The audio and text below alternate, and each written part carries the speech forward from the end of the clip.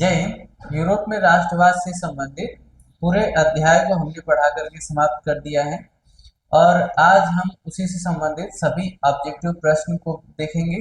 यदि आपने पूरा अध्याय ध्यानपूर्वक पढ़ा होगा तो आप सभी प्रश्नों को उत्तर जरूर दे पाएंगे। तो सभी प्रश्नों को पढ़ते हुए हम उसका ऑप्शन भी पढ़ेंगे और अंत में आपको 5 सेकंड का टाइम दिया जाएगा जिसमें आपको उसका उसका उत्तर बताना होगा। बताना लोग ना कि कौन सा ऑप्शन सही होगा। कैसे पूरा तो पढ़ लियो, अगर जो पढ़ा होगा सही ढंग से उसको याद होगा, नहीं पढ़ने वाले को तो नहीं याद होगा। यूरोप में राष्ट्रवाद का उदय किस शताब्दी में हुआ? 16वीं, 17वीं, 18वीं और 19वीं? कौन सी शताब्दी में? 19वीं? 19वीं की 18वीं? 19वीं शताब्दी में। फ्रांसीसी क्रांति कब हुई? 1776। अरे पहले पढ़ तो ले दो। 1776, 1789, 1815, 1848? किसमें? 1789 में। नेपोलियन बोनापार्ट किस देश का शासक था? इटली, जर्मनी, फ्रांस और रूस? कौन? फ्रांस का था। नेपोलियन संहिता यानी कि नेपोलियन कोड कब लागू किया गया? 1791, 1804, 1815, 1848? कब? 1804। वियना कांग्रेस, अच्छा कांग्रेस को ना हम संधि कह सकते हैं, तो वियना कांग्रेस या वियना संधि कब हुई? 1804, 1815, 1830, 1848? कब? 1800 1815। वियना कांग्रेस का अध्यक्ष कौन था? Bismarck, Garibaldi, Metternich, Mazzini? कौन? मेटरनिक? बड़ा धीरे धीरे बोल रहे हो, घुमाओ ना पहले, समझो ना पहले, हम ऑफलाइन को पढ़ा रहे हैं। यंग इटली की स्थापना कब हुई? 1815, 1821, 1831, 1848? किसमें?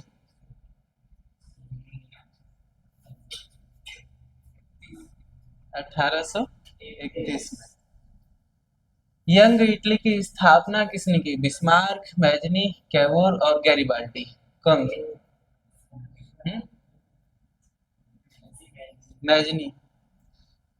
जर्मनी के एकीकरण का मुख्य नायक कौन था? मेटरनिक, बिस्मार्क, नेपोलियन और फिर मैजनी? बिस्मार्क। इटली के प्रधानमंत्री कौन थे? कावोर, गैरिबाल्डी, बिस्मार्क, मेटरनिक? कौन? कैवोर। इटली के एकीकरण में लाल कुर्ती सेना का नेतृत्व किसने किया? मैजनी, कैवोर, गैरिबाल्डी और फिर विक्टर इमैनुअल? गैरिबाल्डी। इटली का प्रथम राजा कौन बना? अच्छा, प्रथम राजा इसलिए कहा गया है ना क्योंकि जब पहले इटली एक नहीं था तो यह कई छोटे छोटे टुकड़ों में बटा था। अब जबकि अलग अलग टुकड़ों में है, मतलब अलग अलग राज्य है, तो हर राज्य में राजा अलग अलग होंगे, लेकिन जब सभी को मिला करके एक नया देश बना दिया गया तो वहां पे पहली बार किसी को राजा बनाया जाएगा। तो विक्टर इमैनुअल द्वितीय, मैजनी, गैरिबाल्डी, क्या बोल? कौन? विक्टर इमैनुअल द्वितीय। जर्मनी का एकीकरण कब पूरा हुआ? 1861, 1866, 1871, 1815? किसमें? 1871। 1871 इसलिए कहा गया क्योंकि सबसे लास्ट में जर्मनी में रोम है तो इटली में है ना, लेकिन होता है 1871 में। जर्मन साम्राज्य की घोषणा कहाँ पर हुई? रोम, बर्लिन, वर्साय फिर वियना? कहाँ पर? वर्साय।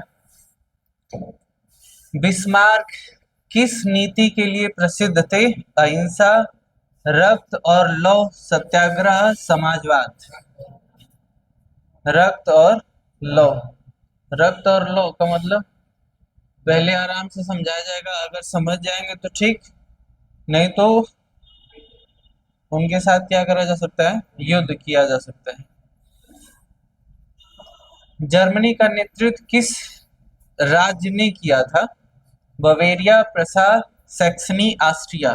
कौन? प्रसार। राष्ट्रवाद का प्रमुख आधार क्या है? धर्म, भाषा और संस्कृति, जाति और व्यापार। भाषा और संस्कृति। राष्ट्र की भावना का प्रमुख आधार क्या है? समान संस्कृति, समान भाषा, समान इतिहास, उपर्युक्त सभी। उपर्युक्त सभी। चलो, बहुत लोग को ठीक ठाक याद है, बहुत लोग को नहीं याद है। ठीक है, तो आज के लिए इतना ही रहने देना है, उसके बाद मिलेंगे नेक्स्ट वीडियो में। तब तक के लिए जय हिंद।